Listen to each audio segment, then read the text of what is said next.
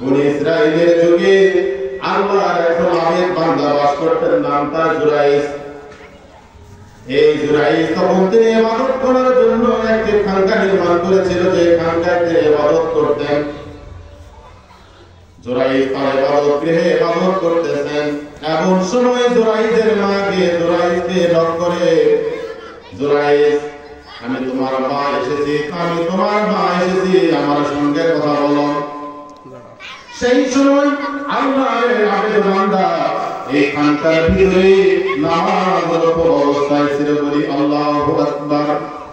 এই নামাজরত অবস্থায় ছিলেন। জুরাইস তখন চিন্তার মধ্যে পড়ে গেলেন, আমার মা আমাকে ডাকে, আমি মায়ের ডাকের সাড়া দিব না আমি সালাত আদায় করে যাব।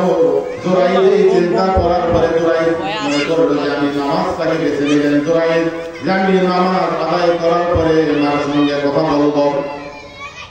তারপরে জুরাইসের মা আবার দ্বিতীয়বার ডাক করলেন, হ্যাঁ জুরাইস, আমি তোমার মা এসেছি, আমার সঙ্গে কথা বলো। জুরাইস আবার অনুরূপ চিন্তা করলেন, আমি এখন নামাজ পড়বো না, আমার নামাজ পড়বো না, আমার সাথে কথা বলবো। জুরাইস চিন্তা করার পরে জুরাইস নামাজ পড়াটাকে বেছে নিলেন। মনে করলেন সালাত আদায় করার পরে আমি আমার মার সঙ্গে কথা বলবো। জুরাইসের মা আবার তৃতীয়বার ডাক দিলেন, হ্যাঁ জুরাইস, আমি তোমার মা এসেছি, আমার সঙ্গে কথা বলো। জুরাইস তৃতীয়বার যখন সালাত আদায় করার জন্য সিদ্ধান্ত নিলেন, সালাত আদায় করার জন্য বেছে নিলেন, আর মনে করলেন যে আমি সালাত আদায় করার পরে মার সঙ্গে আমি কথা বলবো।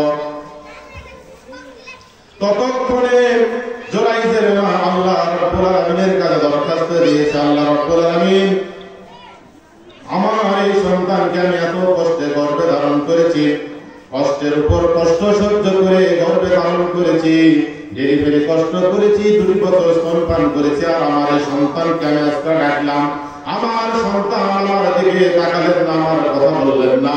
হে আল্লাহ, আমার এই সন্তানকে যেন ব্যভিচারিণীর সাথে ব্যভিচারিণীর ফিতনায় না পালন পর্যন্ত যেন আমার এই সন্তানের মৃত্যু না হয়। তারপরে জুরাইসের মা চলে গেলেন। কিছুদিন পরে জুরাইসের খানকার পাশে একটা রাখাল থাকতো, আর একটা মহিলা রাতের বেলা বেরিয়ে আসলেন। আসার পরে রাখালের সাথে অপকর্ম করলো, জিনায় অপকর্ম করলো। জিনা করার পরে এই মহিলার গর্ভে যখন সন্তান আসলো, তারপর এই মহিলা যখন কিছুদিন পর একটি সন্তান প্রসব করলো, সবাই এই মহিলাকে বলতে লাগলেন, মহিলা, তোমার তো স্বামী নেই, তোমার সন্তান হলো কিভাবে? তখন এই মহিলা নিরুপায় হয়ে এই জুরাইস যখন ইবাদত গৃহে ইবাদত করতো, তখন মহিলা জুরাইসকে ফাঁসানোর জন্য বললেন, আমার কোলে যে সন্তান দেখতেছেন, এই সন্তানের পিতা হলেন এই যে ইবাদত গৃহে দেখেন জুরাইস হলো এই সন্তানের পিতা। বলি নাউযুবিল্লাহ। গ্রামবাসী তখন মনে করল যে তুমি ধীরে ধীরে আমাদেরকে দিনের বেলায় দেখাও, ইবাদত বন্দি করো, বুজুর্গি করে দেখাও, বুজুর্গি করে দেখাও, অথচ রাতে তুমি অপরাধ করেছো, অপকর্ম করেছো। গ্রামবাসী সবাই মিলে জুরাইসের যখন গৃহ ভেঙে দিলেন। জুরাইসের উপায়, জুরাইস কোনো অপরাধ করে নাই। জুরাইস আল্লাহ রাব্বুল আলামিনের কাছে ডেকে বলে, আল্লাহ তুমি ভালো জানো আমি তো কোনো অপরাধ করি নাই, আমি তো কোনো অপরাধ করি নাই, কোন অপরাধের কারণে আমার এই শাস্তি হচ্ছে, আমার এই ঘরগুলা ভেঙে দিচ্ছেন। গ্রামবাসীকে জুরাইস বলো, গ্রামবাসী তোমরা আমার ঘর ভেঙে দাও, আমার কোনো আপত্তি নাই, তোমাদের কাছে আমার একটি আপত্তি, আমাকে 2 রাকাত সালাত পড়ার সময় দাও। গ্রামবাসী বললেন, ঠিক আছে, তুমি 2 রাকাত সালাত আদায় করো। জুরাইস 2 রাকাত সালাত আদায় গিয়ে সেজদায় গিয়ে আল্লাহ রাব্বুল আলামিনের কাছে বলছে, আল্লাহ তুমি ভালো জানো আমি জুরাইস কোনো অপরাধ করি নাই, কিন্তু দুনিয়ার মানুষেরা আমার উপরে মিথ্যা অপবাদ চাপিয়ে দিয়েছে, চাপিয়ে দিচ্ছে। আল্লাহ তুমি আমাকে এখান থেকে হেফাজত করো।